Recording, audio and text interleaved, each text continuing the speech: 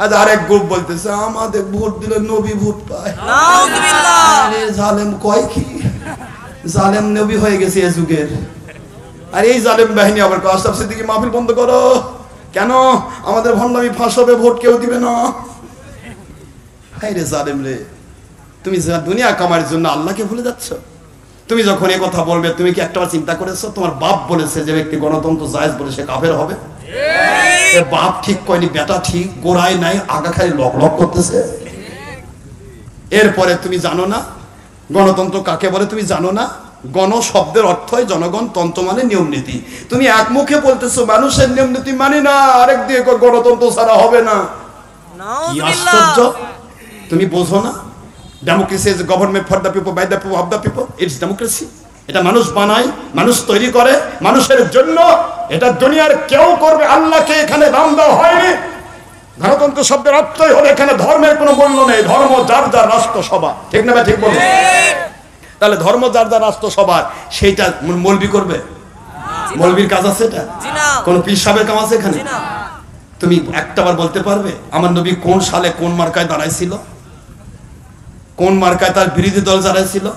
বিরোধী দল কয় মার্কায় ভোটে ফেল করেছে? আমার নবী কয় ভোটে পাস করেছে?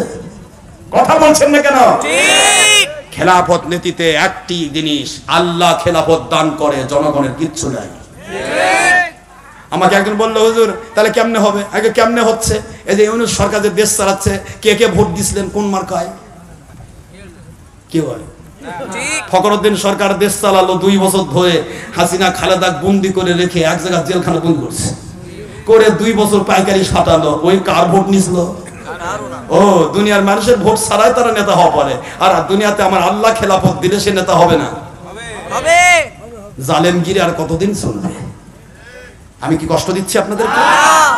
বাবারা মন খারাপ করবেন না, ইসলামকে ইসলামের ধারায় রাখুন, ইসলামকে ইসলামের ধারায় রাখুন।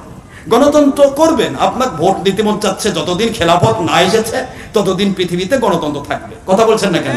খেলাফত আসলে গণতন্ত্র বুলডোজার দিয়ে ভেঙে দেওয়া হবে ইনশাআল্লাহ। সুবহানাল্লাহ বলবেন না তো? সুবহানাল্লাহ। গণতন্ত্রে নারী নেতৃত্ব অধিকার, খেলাফতে নারী নেতৃত্ব হারাম।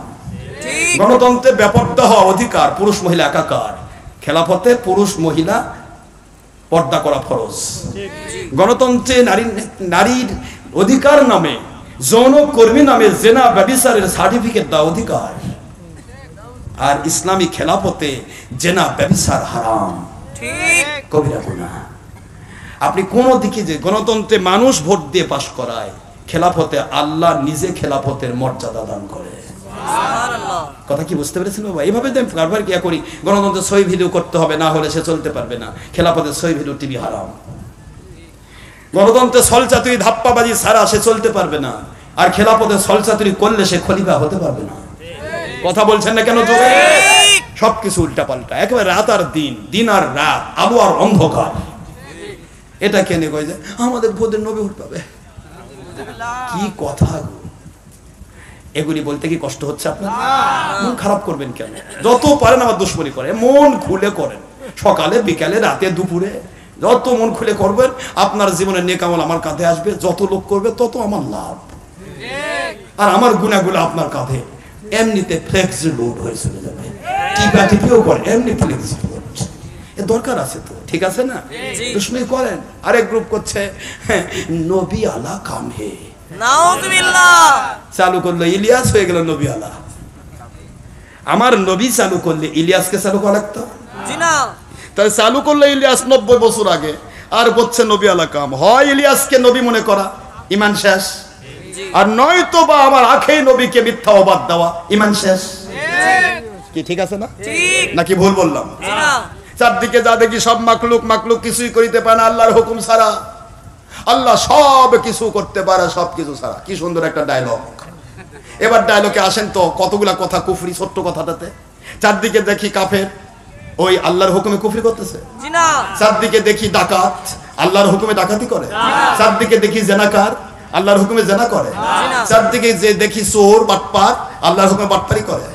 শয়তান দ্বারা আক্রান্ত হয়ে গুনাহ করে, আর আল্লাহর রহমতে নেক আমল করে। সুবহানাল্লাহ বলবেন না? আরেকটা বিষয়, আল্লাহ সব কিছু পারে। মিথ্যা আপনি বলতে পারেন, আল্লাহ মিথ্যা কয়? জি না। ছলচাতুরি ধান্দাবাজি আপনি করেন, আল্লাহ ধান্দাবাজি করে? জি না। আপনি জুলুম করেন, আল্লাহ জুলুম করে? জি না। তো সব বলে পারে আল্লাহ? যেটাই বলতেছে সেটাই ধরা খাচ্ছে, যেদিকেই যাবেন সেদিকে উল্টা। আমি বললেই প্রয়োজন বোধে এমপি যা ঘুষ দিবে 5 লাখ, দয়া করে মাহফিলটা বন্ধ করেন। আমার মাহফিল বন্ধ করে করবে কি? আল্লাহকে বন্ধ করবি? আমি তো আল্লাহর হুকুমের কথা বলছি, আমি তো কারো বাপের কথা বলছি না। কি কথা বলছেন না কেন?